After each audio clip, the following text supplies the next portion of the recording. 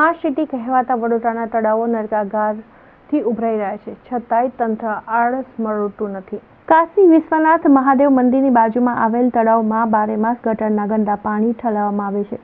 પરિણામે મચ્છરોનો ઉપદ્રવ અને અસહ્ય ગંદકી હવે આ વિસ્તારની ઓળખ બની ગઈ છે. આ સાથે માથું ફાડી નાખે તેવી અસહ્ય દુર્ગંધ રહીશોની દયનીય સ્થિતિમાં વધારો કરે છે.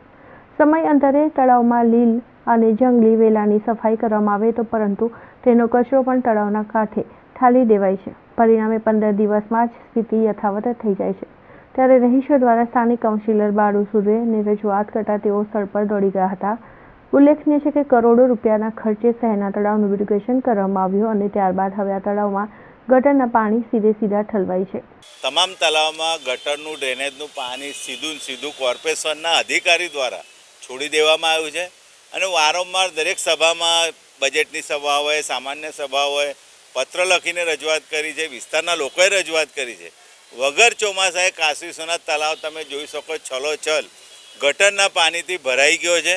ને વારંવાર અમે રજૂઆત કરતા આવ્યા છે કે જે વરસાદી કાચમાં ફક્ત ને ફક્ત વરસાદનું જ પાણીનો નિકાલ થવો જોઈએ, પણ અમારા વિસ્તારની તમામ વરસાદી કાચ, પોલો ગ્રાઉન્ડથી નવજીવન સ્કૂલ થઈને કાશી વિશ્વનાથ તળાવવાળી, SRP થઈને નવાપુરાથી લાલબાગ તળાવ ને એક લાલબાગ કુંભારવાડાથી જવાહર શ્રી શ્રદ્ધા સોસાયટીનું તમામ નેટવર્ક, તમામ વરસાદી કાચમાં પાણી છોડી દેવામાં આવ્યું છે.